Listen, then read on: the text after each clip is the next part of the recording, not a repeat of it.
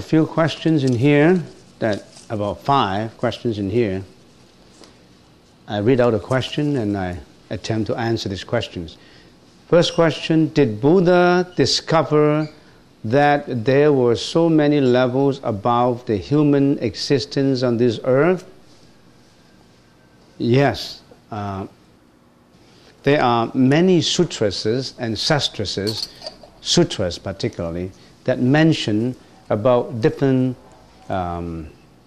levels of galaxies, about the universe, about planets so far away, about living existence in other planets.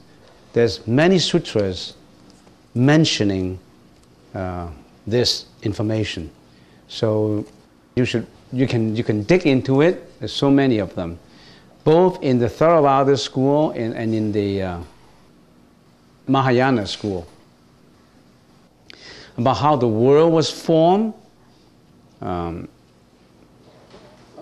its origination of this world, and about beings. It's written in detail. It's just you haven't explored into it. Now that you are interested in trying to know about it, you can explore more into it.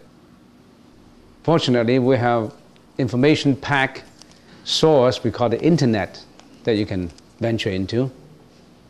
You can ask any questions from the internet. So, did the Buddha mention this? Yes, he mentioned it. Long before Galileo discovered the existence of other planets with a telescope. So, you can do some research on it. Second question, did Buddha write all the sutras or did his disciples write them? If they did, were they accurately recorded? Well, after the Buddha passed away, his disciples formed forums, 5 in total, according to the Theravada, I think 5. And of course, the different schools, different sayings. Some say 4 forums, some say 5 forums. All the arahats and the disciples and the saints gathered together and from their recollection, from their memory, they recorded the words of the Buddha. And they split it into 3 sections. The Vinaya, and the Sutra, and the Sastra. Vinaya being the precepts, the Praktimaksa. All the precepts that a monk should follow, a bhikshu should follow, bhikshuni should follow, all the disciples, the 7 disciples should follow. They are written in detail. How did they record it? You have to research into the cultural characteristics of India at that time. In the ancient times of India, they are not used to recording everything in writing. They have superb memory. They want to record it in here, in the brain, in the mind. So they recite everything. For sutras, Vinaya, they recite them, and they have excellent memory. The whole sutra, they just memorize them. It may sound inconceivable to you, but even nowadays, you can find that kind of people. They have extremely long and good memory. I've heard that there was a girl who can memorize the lotus flower, the Lotus Sutra, 28 volumes, and every word is right. And there are people with superb memory.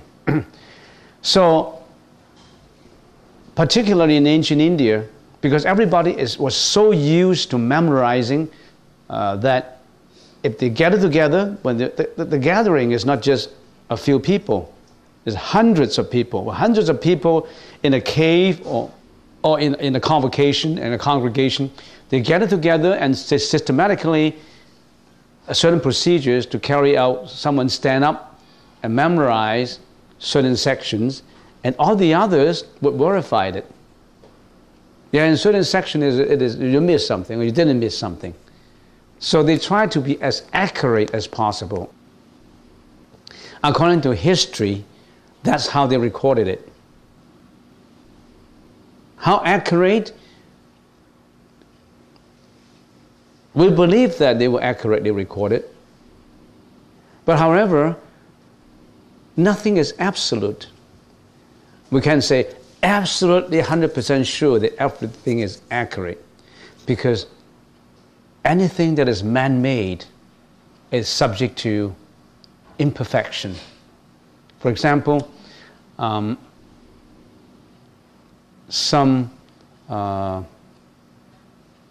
enemies of the arahats, or some opponents of the congregation, may try to fabricate something later. They thought that, oh, this is not what the Buddha said, and he stood up and say, no, this is not. And then maybe 200, 300 people say, no, according to our memory, 100, 200, that's what the Buddha said. Maybe this particular person was, no, that's not what I heard. But he couldn't influence 300 people. So afterwards, he may try to change it. I mean, anything can happen. Anything that is man-made, remember, has imperfections. Imperfection at that time, imperfections later. That's the reason why there is a lot of false fabrications of sutra. There are some sutrases and sastrases that are deemed to be falsely created. There are some like that. And some may not be the recordings of the Buddha's actual saying, but if they contain the Buddha's intention, the Buddha's philosophy about it, we just let them pass. We know that, well, according to some librarians or anthropologists, scientists, they think that, oh, this kind of language did not happen in 2,600 years ago. This kind of language written in such a way, it could have been just about 300, 400 years ago, and how come they use this kind of language now? And they question it, they query it scientifically, proving that, well, that's the writing style that was prevalent, not in ancient India. That was prevalent in the Qing dynasty, in the Ming dynasty, or in some, then they know that it's fabricated. But as long as the content is right, then we say, yeah, it's fabrication, but it's as good, it's as clear. And some people, some scholars may think that since 2,600 years ago extends the history of time up to now, within this 2,600 years, there could be some scholars who read a lot and who thought that, hey, maybe I should write a book to explain some more details in there. And he just wrote it out. And well, how do I get my book to be read by most people? Maybe I should fabricate another name to it. Maybe I write down it was books spoken by Asanga 500 or 600 years after the Buddha. But actually I wrote it. But I want this book to be read by people, a younger generation, by other generations. So I fabricated and said this was written by Asanga or Vasubandhu. It happened. So if you ask me, were they accurately recorded? Yes, they were. They were accurately recorded. And the questions can go to for any kind of writing. Was the Bible accurately recorded? Was the Holy Quran accurately reported? Was any book accurately recorded? That question could be posed not just to us, to anything written. Okay, that answers the question. Next question. You said that we are here because of a diluted thought of our parents. Is it a bad or good thought?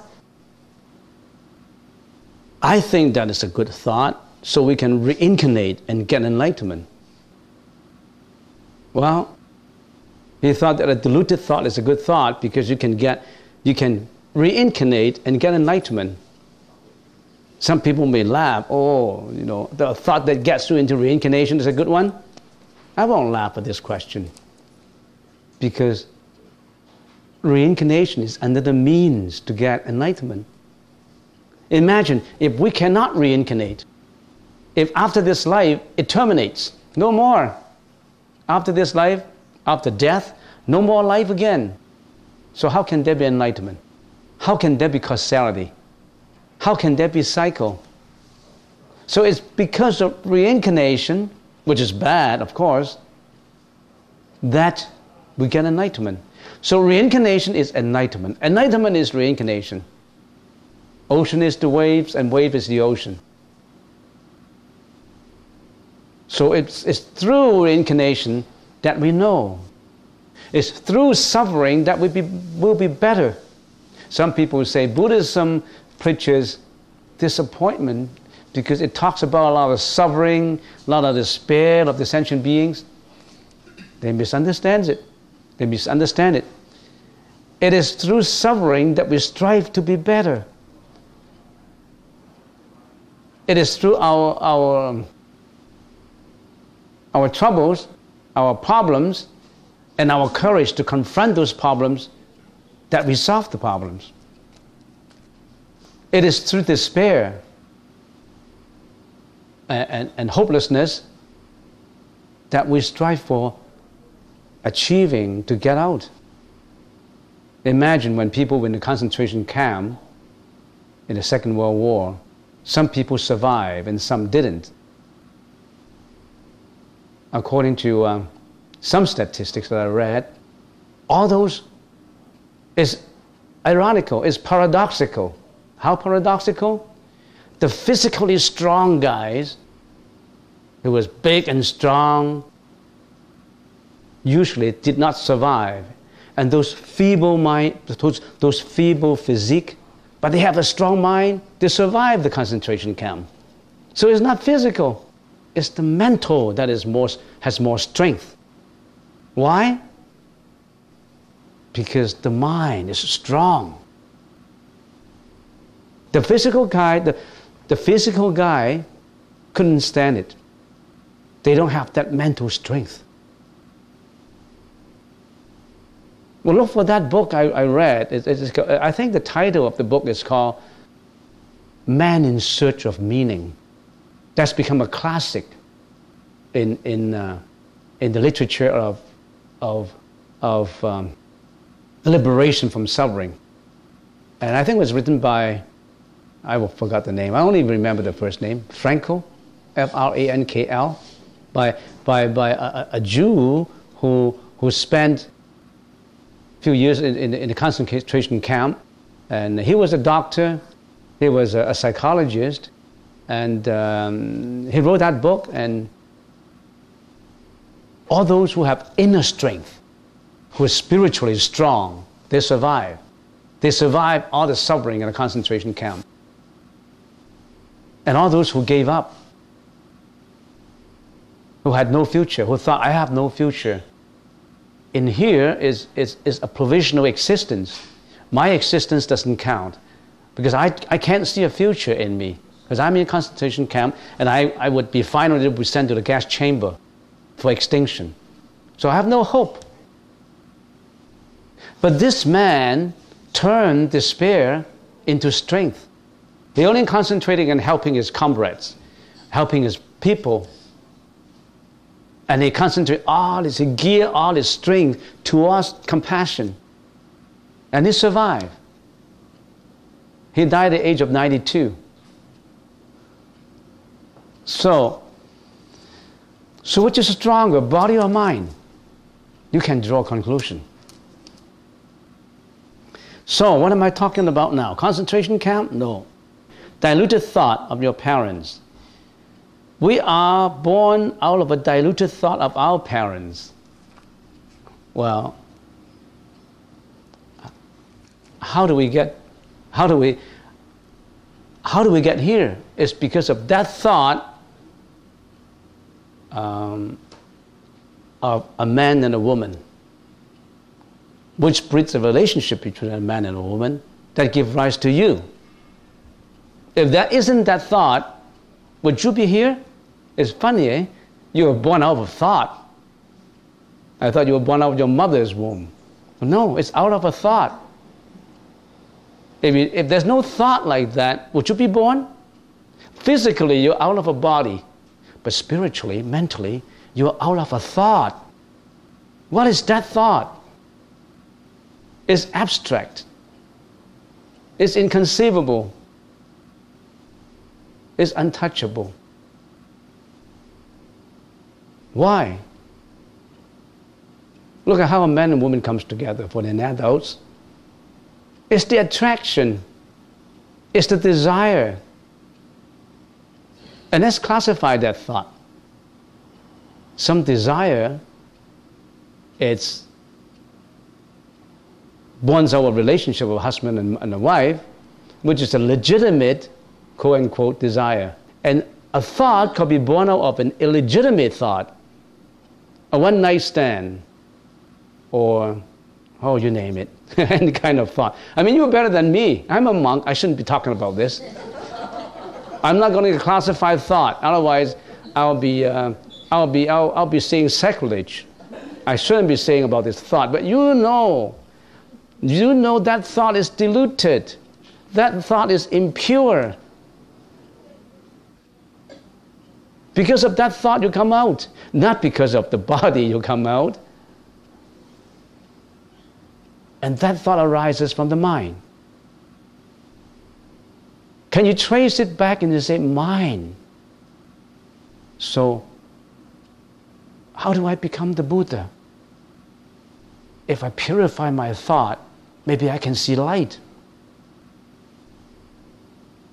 So I should watch out for my thought. That's exactly what the Diamond Sutra said. When a thought comes out, how do you overcome it? How do you breed purity thought? How do you overcome diluted thought? Remember Subhuti, the first question? What is Subhuti said? Ask. Dharagata, virtuous men and women, if a thought of samya, anuttara samya sambuddhi arises in them, how do they sustain that thought? And if a diluted thought arises in them, how do they control and overcome that thought? Isn't that the first question of Diamond Sutra?